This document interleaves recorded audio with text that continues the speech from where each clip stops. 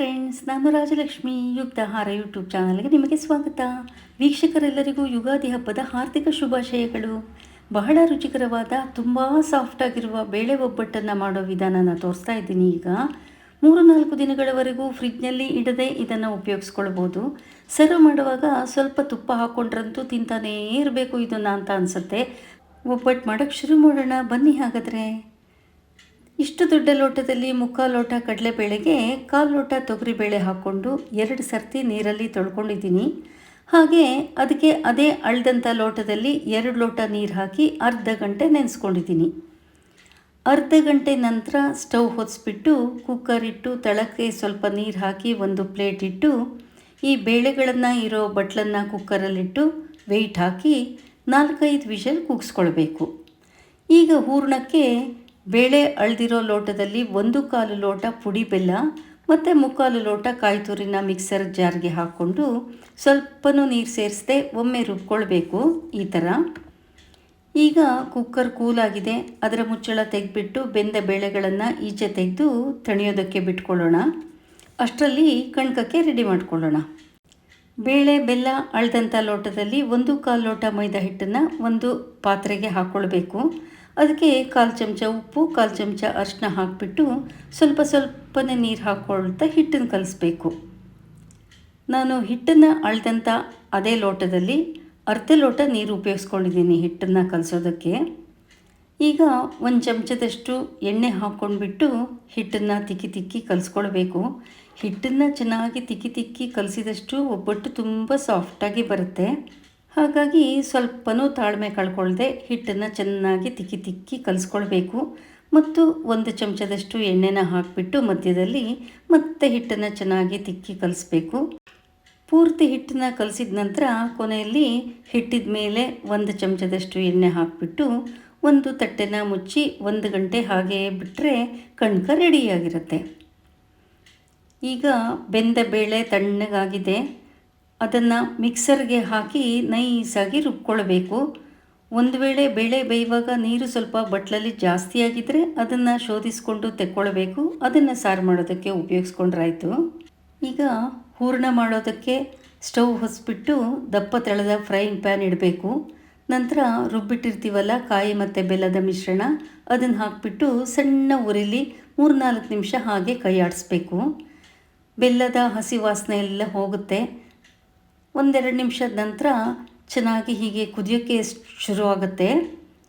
ಆಗ ರುಬ್ಬಿಟ್ಟಿರ್ತೀವಲ್ಲ ಬೇಳೆ, ಅದನ್ನು ಹಾಕಿಬಿಟ್ಟು ಕೈ ಆಡಿಸ್ಬೇಕು. ಬೇಳೆ ಕಾಯಿ ಬೆಲ್ಲ ಎಲ್ಲ ಚೆನ್ನಾಗಿ ಕುಟ್ಕೊಳ್ಳುತ್ತೆ. ಮಿಶ್ರಣ ಗಟ್ಟಿಯಾಗ್ತಾ ಬರುತ್ತೆ. ಸ್ಟವ್ ಫ್ಲೇಮ್ ಮಾತ್ರ ಸಣ್ಣನೇ ಇರಬೇಕು, ಜಾಸ್ತಿ ಮಾಡ್ಕೊಳ್ಬಾರ್ದು. ಒಂದು 5-6 ನಿಮಿಷ ಹೀಗೆ ಕೈ ಆಡಿಸ್ತಾ ಇದ್ದರೆ ಮಿಶ್ರಣ ಚೆನ್ನಾಗಿ ಗಟ್ಟಿಯಾಗುತ್ತೆ. ಕೈನ ತೇವ ಮಾಡಿಕೊಂಡು, ಅಂದರೆ ಒಂದು ಸರ್ತಿ ನೀರಿಗೆ ಕೈನ ಬೆರಳುಗಳನ್ನು ಅದ್ದಿ ಮಿಶ್ರಣನ ಮುಟ್ಟಿ ನೋಡಿದರೆ ಕೈಗೆ ಅದು ಅಂಟಿಲ್ಲ ಮಿಶ್ರಣ ಅಂದರೆ ಇದು ಬೆಂದಿದ್ದು ಸಾಕು ಅಂತ ಅರ್ಥ. ಆಗ ಸ್ಟವನ್ನು ಆಫ್ ಮಾಡ್ಕೊಳ್ಬೇಕು. ಈ ಹೂರಣ ಪೂರ್ತಿ ತಣ್ಣಗಾದ ನಂತರ ಒಂದು ನಿಂಬೆಹಣ್ಣಿನ ಗಾತ್ರದಷ್ಟು ಸಣ್ಣ ಉಂಡೆಗಳನ್ನು ಮಾಡ್ಕೊಳ್ಬೇಕು. ಕಣ್ಕ ಹಿಟ್ಟು ಕಲಸಿ 1 ಗಂಟೆ ಆಗಿದೆ. ಮುಚ್ಚಿಟ್ಟಿದ್ದನ್ನು ತೆಗೆದು ಇನ್ನೊಮ್ಮೆ ಕಲಿಸ್ಕೊಳ್ಬೇಕು. ಅದನ್ನು ಕೂಡ ಸಣ್ಣ ಉಂಡೆಗಳನ್ನು ಮಾಡ್ಕೊಳ್ಬೇಕು. ಸುಮಾರು ನೆಲ್ಲಿಕಾಯಿ ಗಾತ್ರದಷ್ಟು ಉಂಡೆಗಳನ್ನು ಮಾಡ್ಕೊಳ್ಬೇಕು. ಈಗ ಒಂದು ಪ್ಲಾಸ್ಟಿಕ್ ಶೀಟ್ಗೆ ಹಾಗೆ ಲಟ್ಟಣಿಗೆಗೂ ಕೂಡ 1 ಚಮಚದಷ್ಟು ಎಣ್ಣೆನ ಸವರ್ಕೊಳ್ಬೇಕು. ಈ ಪ್ಲಾಸ್ಟಿಕ್ ಶೀಟ್ ಮೇಲೆ ಕಣ್ಕದ ಉಂಡೆ ಇಟ್ಬಿಟ್ಟು ಹೀಗೆ ಇಷ್ಟು ದೊಡ್ಡಕ್ಕೆ ತಟ್ಕೊಳ್ಬೇಕು. ಅದರ ಮಧ್ಯೆ ಹೂರಣದ ಒಂದು ಉಂಡೆನ ಇಟ್ಟು ಅದು ಪೂರ್ತಿ ಕವರ್ ಆಗೋ ಹಾಗೆ ಕಣ್ಕದ ಹಿಟ್ಟಿಂದ ಹೀಗೆ ಮುಚ್ಚುತ್ತಾ ಬರಬೇಕು.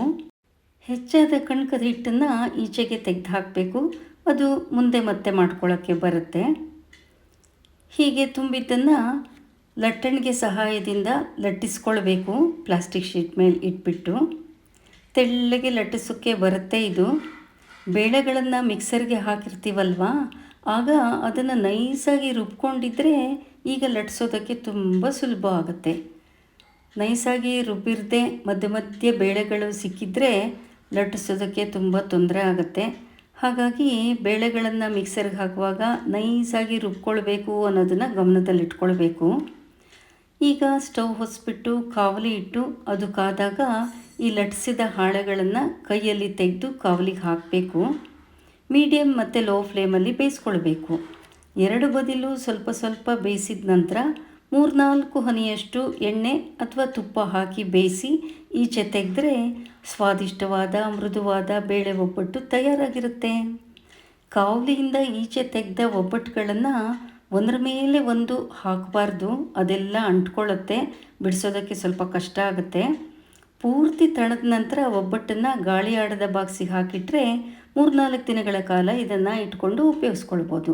ಫ್ರಿಜ್ನಲ್ಲೇನೂ ಇಡೋ ಅವಶ್ಯಕತೆ ಇಲ್ಲ.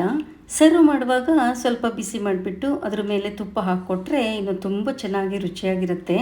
ಸಮಾರಂಭಗಳಲ್ಲಿ ಈ ಒಬ್ಬಟ್ಟಿನ ಜೊತೆಗೆ ಹಣ್ಣಿನ ರಸಾಯನ ಮಾಡ್ತಾರೆ. ಫ್ರೆಂಡ್ಸ್, ಈ ಯುಗಾದಿ ಹಬ್ಬಕ್ಕೆ ನೀವು ಈ ಒಬ್ಬಟ್ಟನ್ನು ಮಾಡಿ ನೋಡಿ.